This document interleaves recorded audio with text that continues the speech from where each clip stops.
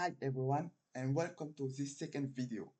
In the previous video, we learned how to do a simple connection with an LED just to quickly understand how the Arduino works. This time, I suggest we install the software that will allow us to write programs and send instructions to the Arduino board. To do that, open a browser or web search engine or something else. When you are there, type uh, download Arduino and click on the enter key on your keyboards. Choose the first link that appears right you on the page where you could download the Arduino IDE.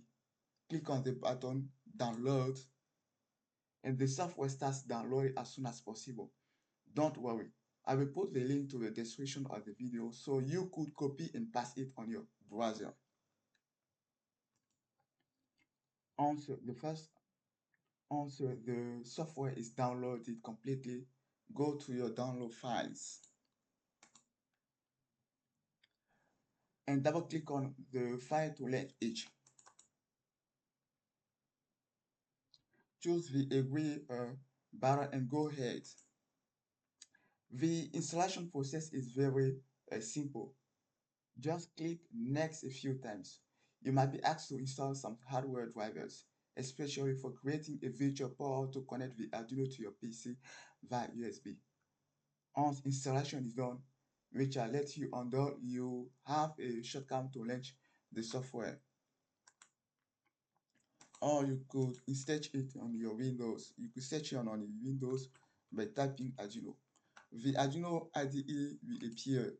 Click on it and the software will launch as soon as possible.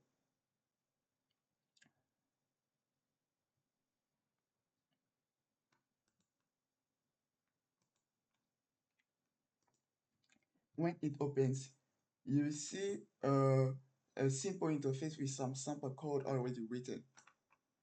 This code is in C++, so you need to get a bit familiar with it, but don't worry, it is really not that hard. First, make sure to plug in your Arduino. Then go to the tools menu and check that the Arduino and check that the correct board type is selected. By default, it is usually set to Arduino Uno, which is it is set to Arduino Uno, which is the one I'm using. But if you have another board like Maya 2560, okay, you need to select it manually along with the correct processor to the correct processor. Next, make sure the right port is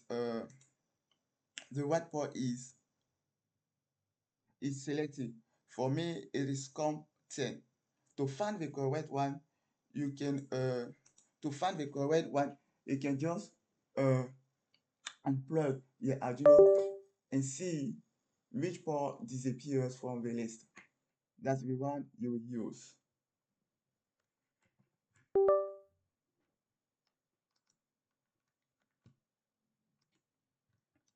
As for the interface, at the top there is a button to verify your code for any errors.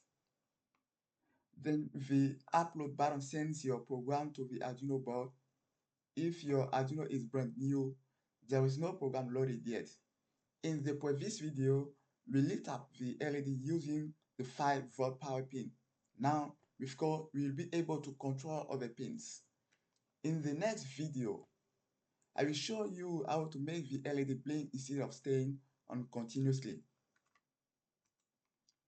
A few words about the code. There are two main functions.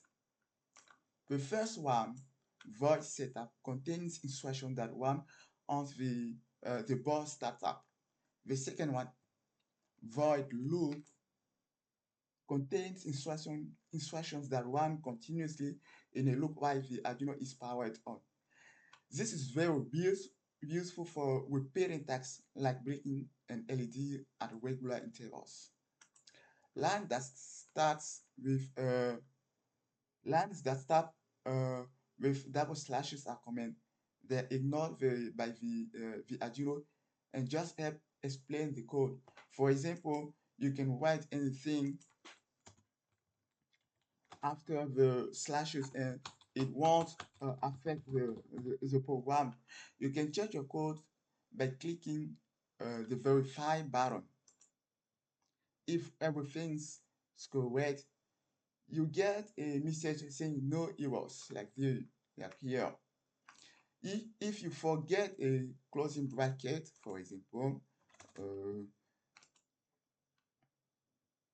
or make a syntax error, an error will appear in red with a description of what's wrong.